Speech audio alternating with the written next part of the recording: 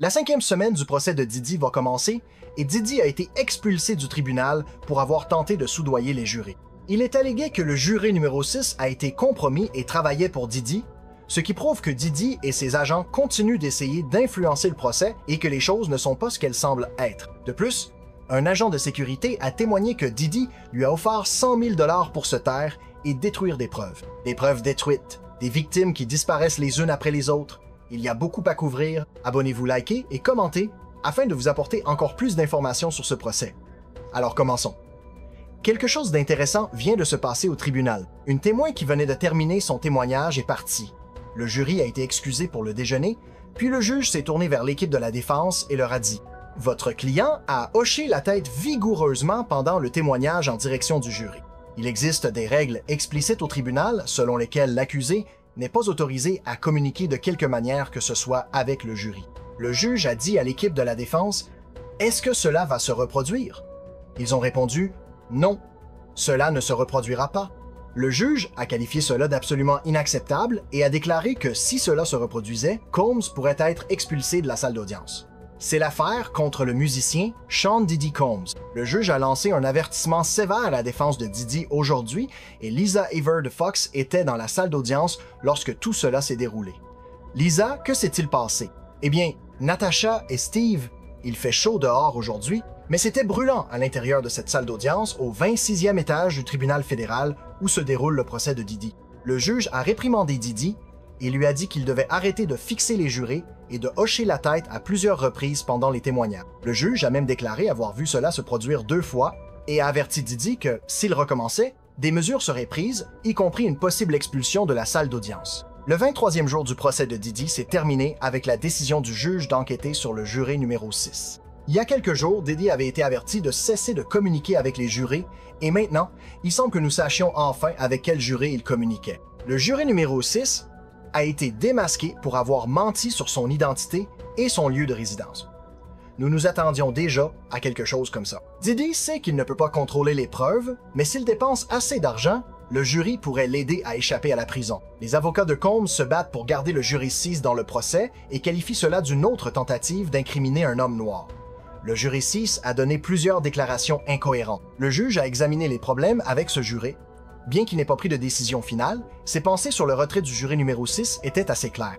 Il a déclaré que lors du processus initial, le juré numéro 6 avait dit qu'il vivait dans le Bronx avec sa fiancée et sa fille, puis il a changé son histoire en disant qu'il avait déménagé dans le New Jersey avec sa petite amie et que sa fille vivait dans le New Jersey. Ensuite, il a encore changé en disant que sa fille vivait dans le Bronx avec sa tante.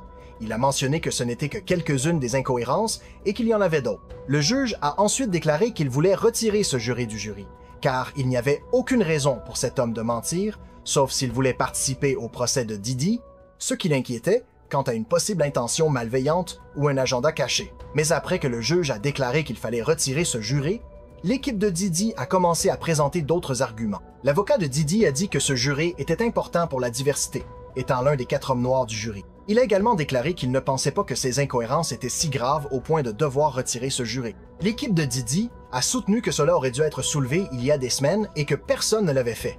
Le gouvernement a répondu qu'il n'était pas au courant à l'époque. Puis, l'avocat de Diddy a dit quelque chose de vraiment étrange. « Faites venir ce juré. Interrogez-le. Je suis sûr que ce n'est rien. Il pourra s'expliquer. » Mais c'est ce que le gouvernement voulait faire plus tôt, et l'avocat de Diddy avait dit que ce serait du harcèlement. Ensuite, le juge a ordonné à tout le monde de sortir de la salle d'audience pour avoir une discussion à huis clos. Les avocats de Diddy vont utiliser cela comme excuse pour demander une annulation du procès. Ils rendent ce procès intentionnellement problématique, car ils savent que c'est le seul moyen pour Diddy de s'en sortir. Jusqu'à présent, ils ont demandé une annulation du procès à 2 reprises, toutes 2 refusées. S'ils peuvent prouver que le jury est compromis ou que l'enquête est biaisée, il est possible que cette affaire soit abandonnée. Pour le procès de Sean Combs, ses avocats de la défense ont demandé au juge de déclarer une annulation du procès dans un dépôt tardif, alléguant une faute des procureurs. Le correspondant en chef des enquêtes, Aaron Kursk, est au palais de justice. Bonjour Aaron. Bonjour George. Selon la défense, les procureurs fédéraux ont sciemment introduit un faux témoignage selon lequel Sean Combs aurait suspendu une femme au 17e étage d'un balcon. Il s'agit de Brianna Bongolan, une amie de Cassie Ventura, qui a dit au jury qu'il l'avait soulevée, placée sur la rambarde, puis jetée sur des meubles. Le jury a vu des photos d'un gros hématome et de son dos bandé.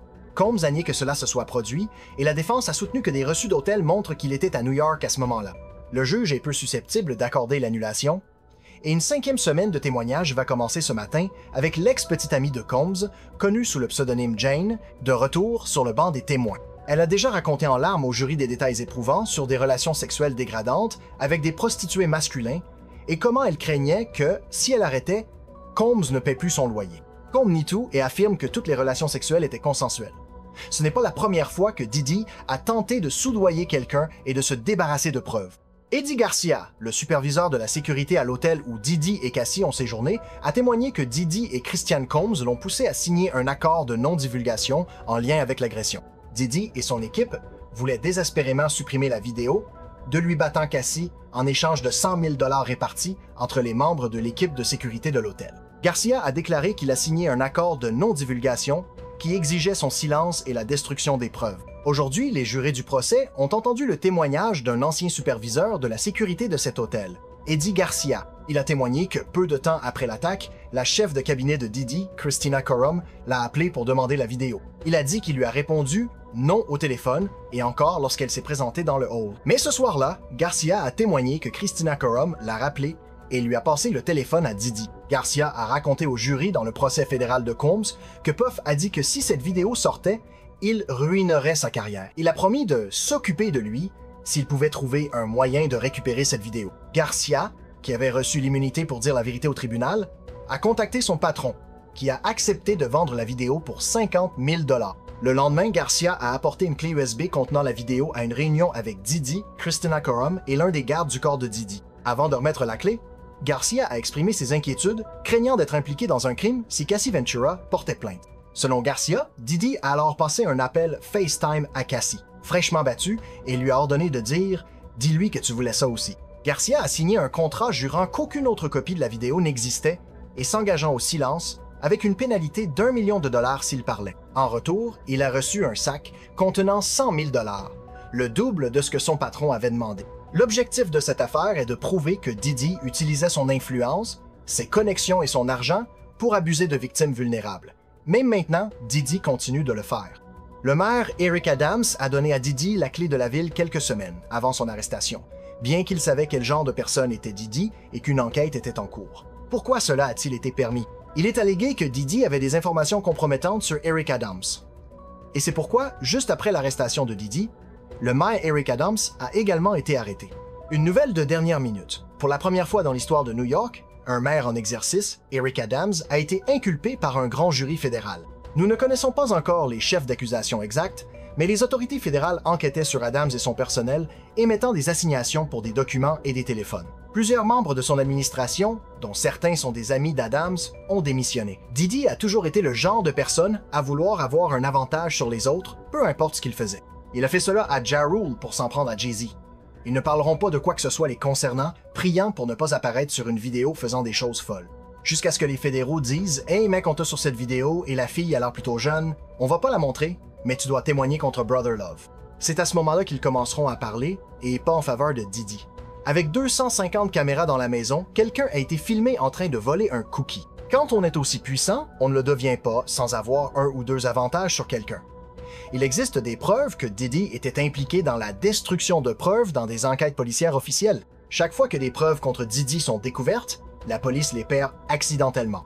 Des empreintes digitales ont été collectées sur la voiture de Kid Cudi, liant Didi à un incendie criminel, mais ces empreintes ont été prétendument détruites dans un accident. Peut-on vraiment croire qu'il s'agit d'une coïncidence? Le tribunal a ajourné aujourd'hui dans le procès pour trafic sexuel et racket de Sean Diddy Combs.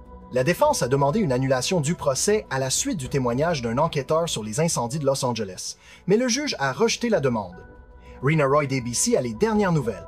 La défense a accusé le gouvernement de faute professionnelle lors du témoignage d'un enquêteur sur les incendies de Los Angeles, qui a parlé d'empreintes digitales prélevées sur la porte d'entrée de la maison de Kid Cudi dans le cadre d'une enquête sur un cambriolage en 2011. L'enquêteur a témoigné que ces empreintes avaient été détruites et lorsque les procureurs lui ont demandé si cela était inhabituel, la défense a accusé le gouvernement d'essayer de suggérer que Combs était responsable de cette disparition.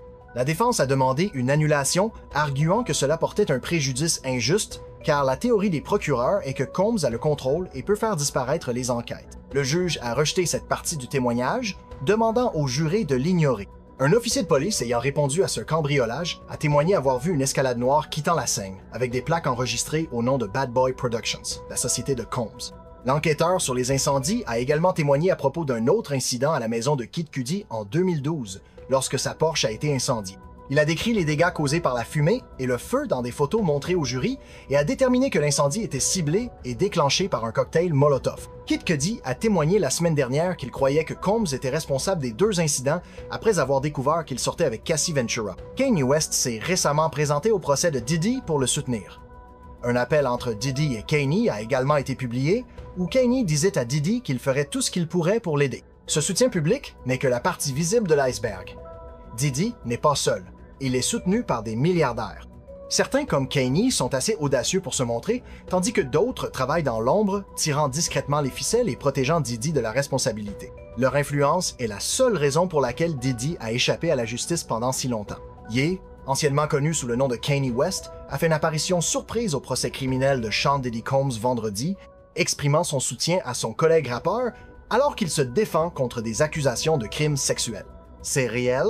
Depuis la ligne de front, tu vois ce que je veux dire? C'est méchant, méchant, méchant, alors fais attention, tu peux rien faire de nos jours, tu vois ce que je veux dire? J'ai besoin de toi là dehors, tu me sens? Ouais, je t'entends.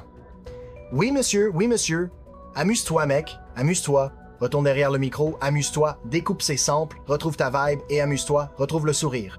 Ce procès est la première fois que des preuves contre Diddy ont été collectées et rendues publiques de cette manière. Des photographies du jour de l'arrestation de Diddy ont également été publiées, montrant la chambre d'hôtel de Combs remplie de sacs de drogue, de bouteilles d'huile pour bébés et même d'armes. Des agents du département de la sécurité intérieure ont témoigné avoir trouvé 9 000 $ en liquide dans la chambre d'hôtel de Diddy, prouvant que quelques heures avant leur arrivée, Diddy participait à une session de freak-off. Ce soir, nous avons un premier aperçu de l'intérieur du manoir de Combs à Miami, le jour où des agents fédéraux ont forcé la grille pour le perquisitionner l'année dernière. Un agent fédéral a témoigné sur les preuves saisies, des armes et des munitions trouvées près de fournitures prétendument destinées au freak-off, comprenant des dizaines de bouteilles d'huile pour bébé, des boîtes de talons hauts, des entraves de bondage et des cordes, également photographiées comme preuve ce jour-là, des messages motivants sur le miroir de la salle de bain de Combs, ainsi que des drogues, dont certaines trouvées dans des sacs plastiques à l'intérieur d'un sac Gucci et des comprimés orange avec le logo Tesla qui se sont révélés positifs. Nous venons de recevoir de nouveaux éléments aujourd'hui. Regardez ces photos que les procureurs viennent de publier.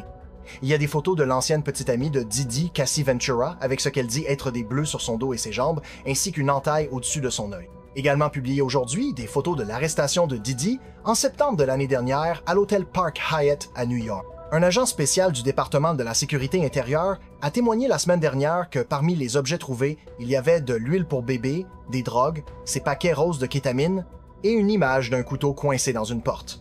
Nous ne sommes pas sûrs si Combs témoignera pour sa propre défense, mais il nie toutes les allégations contre lui. Mais tous ces témoins prouveront-ils les accusations du gouvernement selon lesquelles il dirigeait cet empire criminel et qu'il est coupable de trafic sexuel? Quelles sont ces preuves si horrifiantes que Diddy a dû payer 100 000 $ pour empêcher leur exposition? Selon les témoignages de Jane, l'une des victimes témoignant dans le procès fédéral de Diddy, Diddy la forçait à prendre des drogues jusqu'à ce qu'elle vomisse et l'obligeait à avoir des relations avec plusieurs hommes en même temps. Les cassettes que Diddy possédait contenaient des images vraiment répugnantes, et Diddy savait que si elles étaient révélées, il ne sortirait jamais de prison. Jane a témoigné que le besoin constant d'avoir des relations sexuelles pour le divertissement de Combs la rendait endolorie, fatiguée, épuisée et submergée. « Je me sentais comme une escorte. Je ne suis pas une actrice entraînée », a-t-elle déclaré. C'est le jour 19 de Diddy et le drame atteint un paroxysme dans cette salle d'audience du centre-ville de Manhattan alors qu'une des ex de Diddy a lâché de nouvelles bombes. Essuyant les larmes de ses yeux, elle a témoigné qu'elle avait supplié Diddy d'arrêter les freak-off, lui envoyant un texto « Je ne suis pas une star du porno, je ne suis pas un animal ». Une influenceuse des réseaux sociaux et petite amie de Diddy de 2020 et 1 à 2024, elle a utilisé le pseudonyme Jane sur le banc des témoins. Elle a allégué que Diddy l'avait forcée à participer à des fêtes sexuelles de plusieurs jours avec des escorts masculins. Des messages textes de 2023 introduits aujourd'hui au tribunal révèlent à quel point Jane voulait s'en sortir. Je ne veux pas être utilisé et enfermé dans une pièce pour performer et réaliser tes fantasmes. Je réalise ce que c'est vraiment, mon cœur est dedans et il se brise. Je ne veux plus jouer ce rôle dans ta vie. Dans un moment dramatique, Jane a témoigné qu'elle s'était évanouie lorsqu'elle a lu 3 pages du procès de Cassie en 2023, qui faisait écho à sa propre expérience avec Diddy. C'était comme un cauchemar. Ce n'est plus seulement à propos de Diddy. Il s'agit de savoir à quel point le pouvoir, l'argent et la peur peuvent réduire les victimes au silence, et si la justice peut enfin percer. À chaque jour du procès, plus de secrets sont révélés, et si les procureurs restent sur leur lancée, cela pourrait enfin marquer la fin du règne de Didi. Restez à l'écoute, car cette histoire est loin d'être terminée.